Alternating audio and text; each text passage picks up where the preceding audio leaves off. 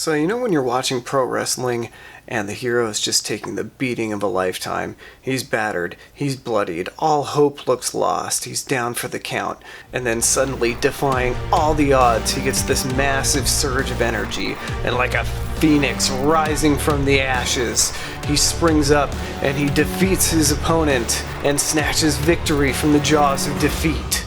Well, if you're a Fuji user, I think that's what Lightroom just did to Capture One and DxO.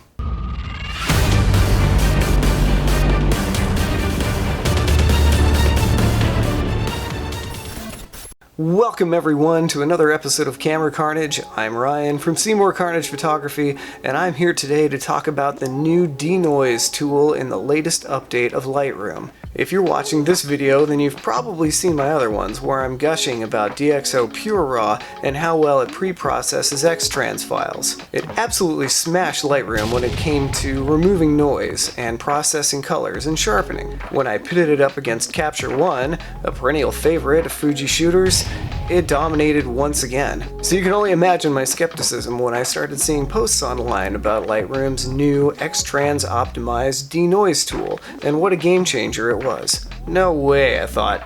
Noise is only the beginning of Lightroom's problems with X-Trans files. What about the colors? What about the sharpening? So I fired up the new version of Lightroom, thinking to myself, there's no way that this is going to replace DxO PureRAW in my workflow. I could not have been more wrong. Adobe has totally flipped the script with this update, and it's kind of blown my mind. The TLDW version of the rest of this video is that with a click of the denoise button, Lightroom is delivering images with the same kind of gorgeous details that I was only getting out of PureRAW previously, but with smoother sharpening. Additionally, it's managing to almost remove all of those worming artifacts that we were seeing in Lightroom before, and it's doing a better job in handling colors. The outputs, frankly, are just absolutely astounding. It also gives you more granular control over the processing parameters than PureRAW does, so if you don't like the output the first time, you can go back and tweak things and run it through again for a better result. Export times per file seem quicker than PureRAW as well. I'm not sure if Lightroom is leveraging discrete graphics for those results, but given that Capture One and DxO PureRAW have to, I'm assuming it does too, it's just not spelled out. I'm sure at least some of you are interested in checking the receipts on my claims, so let's go ahead and dive in and compare some of my old PureRAW converted files to the new updated denoised Lightroom files. The detailed analysis is going to take a little bit of time, but I encourage you to stick around, because I'm going to be showing you some sharpening tips as we go, and frankly, the outputs are really astounding. Let's start where it all began. So this is the shot with the note. And if we pop in on this and we look, and it's all grainy and everything, and if we compare it up against the new enhanced, so I ran this through the new denoise filter in Lightroom, set its default 50%, and just look at this improvement already. But more specifically, look at that. Look at how much better that looks. Everything is nicely smoothed out. All the noise and speckling is gone, but the details have been retained. So now let's compare that. The Lightroom is on the left now, the PureRAW is on the right, and look at that. They're practically identical. Things might be a little bit softer still over here, but if I go down to my sharpening by default is set at 40, which is pretty reasonable. If we bump it up a little bit to 55, then it looks like we are really like neck and neck here. So jumping over to the next shot, this one was the one that we had the terrible issues with the worming. It's got all this patterning in her face. This is the original RAW file. Now, if we compare it to the denoised file, again, original RAW on the left, denoised on the right, look at that. All that worming is gone. Details are still preserved. Now, if we compare it with the PureRAW Deep Prime, Lightroom Enhanced on the left, Deep Prime on the right, looking up at the jewels in the hat, look, we're starting to see over-sharpening. We start to see the individual pixels over here on the PureRAW side. Over here on the Lightroom side, everything is sharp, but it's nicely smooth. We're not seeing that pixel separation, and this is at 200%. Same down here in the makeup on her chin, like we're starting to see jaggies. Over here we still have a good level of detail, and in the makeup on her lower lip, but everything is not starting to break down into individual jagged pixels, which is really impressive. Here in the hair as well, we're seeing detail, but smoothness. Over here, things are starting to get pixelated. Next up, over here to the flower cart, this was another one where Lightroom originally did a terrible job. Now, if we pull up and compare the original RAW to the enhanced, there's just no comparison. If we take this up to about 200%, everything's just looking so much better after the Lightroom denoise. So let's go ahead and compare it to the PureRAW. Enhanced Lightroom on the left, PureRAW Deep Prime on the right. And my biggest criticism in this one was just the difference in the details in the flowers and in the details in the wood down here. Lightroom coming through just after a push button denoise. If anything, you could argue that on the Lightroom side, everything's a little bit softer. We are still at our default sharpening of 40, though. If I go ahead and bump it up to 70, I don't think we're over sharpened at this point, but look at the differences. I'm going to go ahead and take the sharpening back down to where it was at default. But again, if we start looking around the edges of these leaves here, this is a default sharpening. Things are starting to look jagged. And even if I go back and bump that sharpening again, we're still getting cleaner edges over here on the Lightroom side. If we pull down, look, now all of a sudden the text on the Lightroom side is more visible and less jagged than on the PureRAW side. The details in the glitter skull have come out, but without starting to look over sharpened and jagged. This is really, really impressive. Okay, next up was the Night Shot Fireworks Mickey from Disneyland. We come in, just lots of noise, lots of speckling and worming in all this texture. Now we go ahead and compare it to the new denoised version, and just look at the difference that it makes. I mean, this is huge. All that noise is gone, the worming is gone, we've still got crisp details over here. And if we pull up the Deep Prime processed file, so just look at the difference between these two now. The tables have turned in favor of Lightroom. Look at how smooth and clean, and the detail over here on the DxO side. Now we're starting to see, pixel breakout. We're starting to see modeling and almost like soft noise, and especially in the areas of high contrast here, Lightroom has definitely pulled ahead. Okay, moving on to this shot of the Queen Mary. This is one of the most impressive ones to me from my previous videos. Again, this is the original RAW file. Yes, there wasn't a lot of detail in all these rivets, and the text wasn't looking that sharp.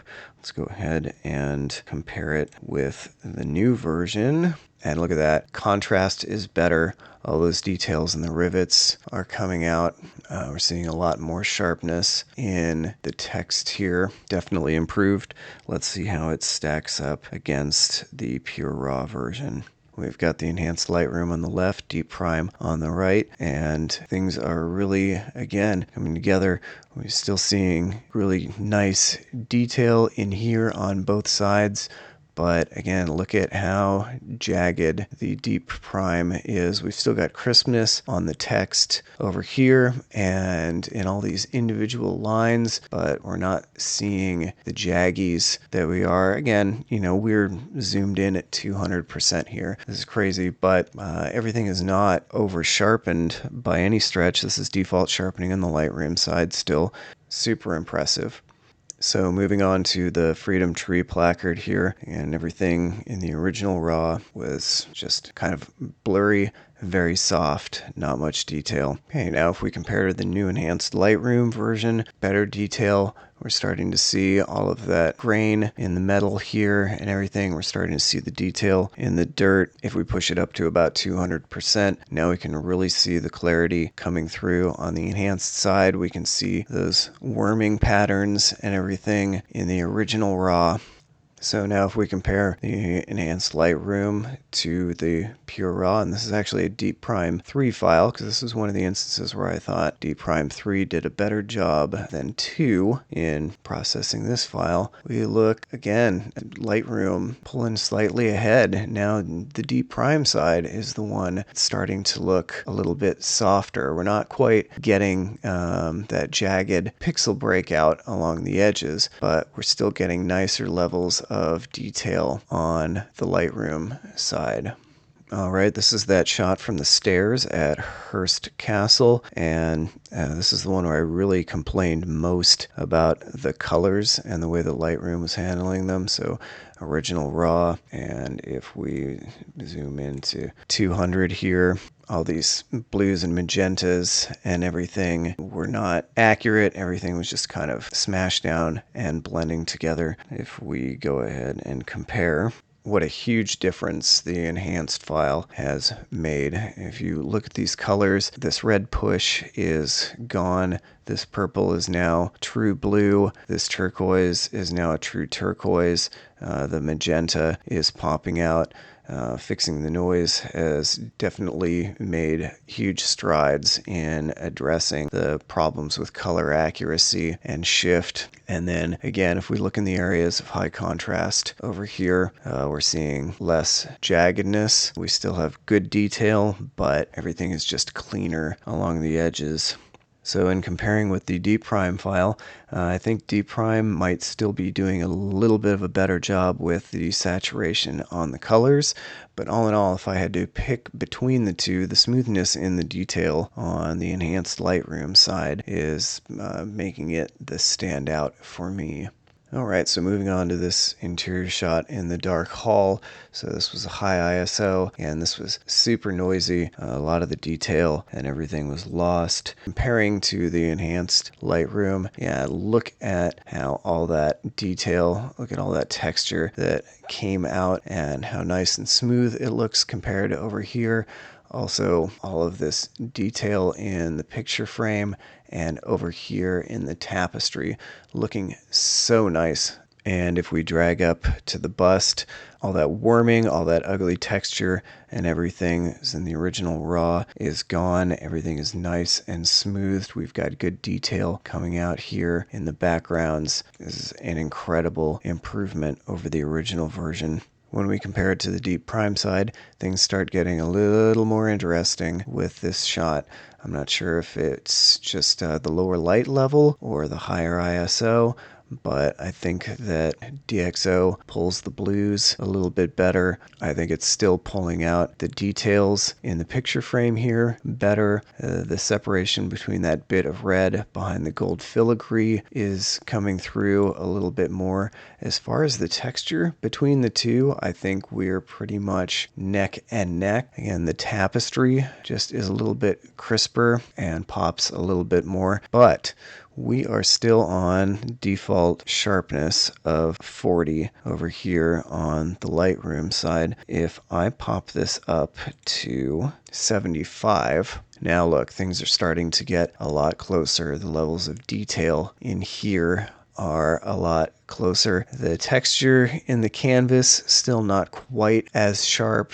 If we drag up to the bust though, now I think we're starting to get equally crisp detail between these two. And again, things are looking smoother in that detail. Things are starting to get a little bit gravelly over here. There's still some more noise in the face on the bust than there is over here. So PureRAW is doing better with the high ISO, low light noise handling, but we could always go through on Lightroom and try to process this one with a higher denoising threshold than the default 50 and see how it pulls out, and then again adjust the sharpening up to see if we could get it on par. So I think with a little bit of work, this is anyone's game, and actually increasing the sharpening seemed to help with some of that color separation too. Now all of a sudden we're really neck and neck with the reds and the golds here. Lightroom, man, you're really blowing my mind right now. Alright, so now we're back to this shot in the flag room. This one, super gross, noisy. Look at all the worm patterns. This palm tree, these leaves are supposed to be green. Everything is brown in here.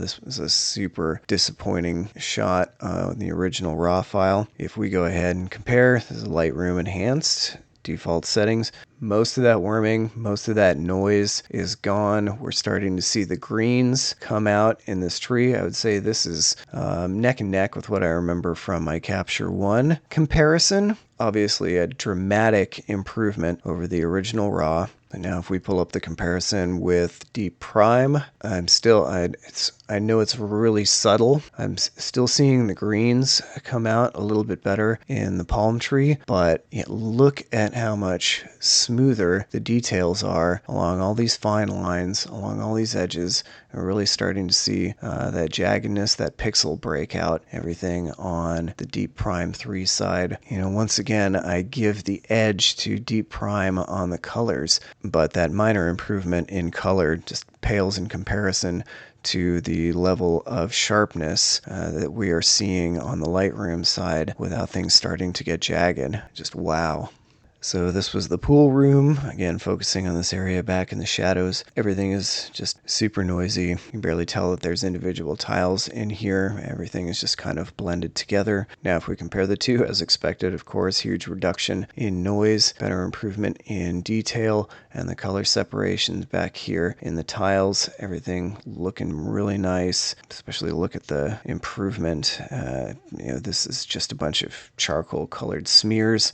Now we've got our colors back. We can see that there's actually patterns. This is a smooth surface over here, looking really good, on par if not better than what I remember from my Capture One video looking at this same image. Now if we compare to Deep Prime, again things start getting a little more interesting here.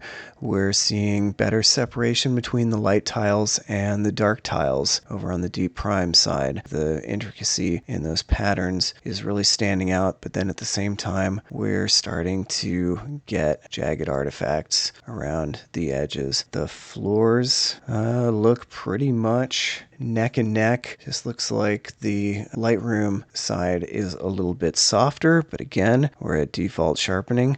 If I take that and pull it up to, let's say 65, now we're starting to see a little more of that detail. Things are sharper but not getting jagged with a little bit of tuning. And basically one click on the sharpening bar, Lightroom pulling ahead here. Granted, on the Deep Prime side, this output is from Deep Prime 2, not Deep Prime 3, but just, in focusing on how far Lightroom has come, and having compared in my previous video some of the Deep Prime 2 to Deep Prime 3 files, there wasn't a dramatic difference, and in a lot of cases, especially in low contrast, I thought the Deep Prime 2 files looked better. I just continue to be blown away by the improvement that Lightroom is making with these X-Trans files. Okay, so back to my graffiti artist here. Had all these problems with the worming patterns in the skin here on the back of his neck, even in this filter, getting all of those trails very soft around the text on his shirt. So now if we zoom in and compare,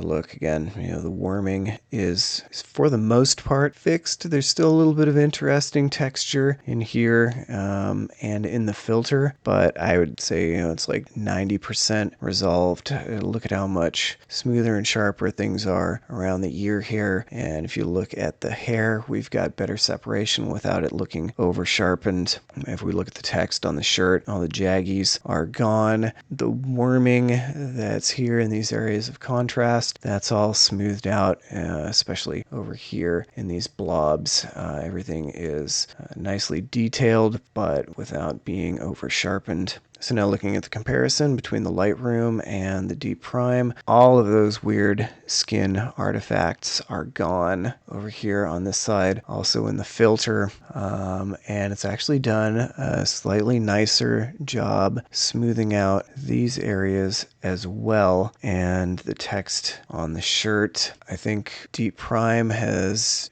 done a little better job on this one, but again, we could go into the Lightroom, bump the denoise level up a little bit, and then come over and tweak the sharpening, and we could see if we could get things to look a little bit closer. But this is one of those instances where I think Deep Prime is pulling out ahead a little bit. Okay, so here's our little hummingbird friend on the blue pool umbrella. Everything just looking really soft and noisy. All the greens are missing in the head. Everything's just kind of been pushed to a brown palette. Overall disappointing. Pull up the enhanced Lightroom.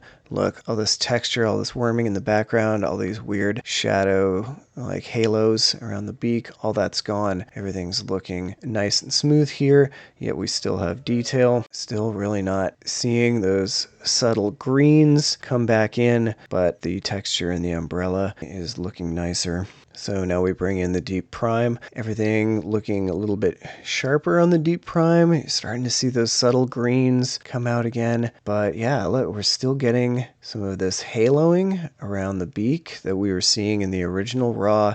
Everything is starting to look really jagged. The Lightroom side has done a better job of bringing out the detail, but smoothing. And again, we're still at default sharpening on the Lightroom side. If I come over here and push it up to 60, then we're starting to see a little more of the crispness, but without us pushing into individual pixels. Again, Deep Prime just working a little bit of extra magic on the colors, but if you had to pick between the two, the Lightroom is definitely just like the sharper and cleaner image. All right, and last one, looking back at our little hummingbird friend here, looking like a soft kind of grainy image, but when you look over here in the foliage in the defocus, look at how bad that worming is.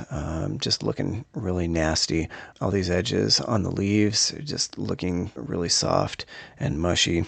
So now if we pull up the enhanced comparison, of course everything is looking better over here. A lot of these jaggies around the beak, around the edges of the flowers, all that is smoothed out nicely, but without looking too soft. Details in the feathers are looking better. Interestingly enough though, we've still got worming over here. It's just kind of taken on a different quality. I wouldn't necessarily say that it's any better, though. It actually looks what I would call oilier. So again, try to run it through at a different denoising threshold and then tweak the sharpening and see if that helped a little bit, but not making great improvements on this particular image. But now when we compare to the Deep Prime, again, I think Prime is just pushing the subtleties in the colors out, but everything is just looking over sharpened. Lightroom's got the same amount of detail, if not more, without looking jagged. And actually, if you look over here, all that weird worming and kind of unsightly texture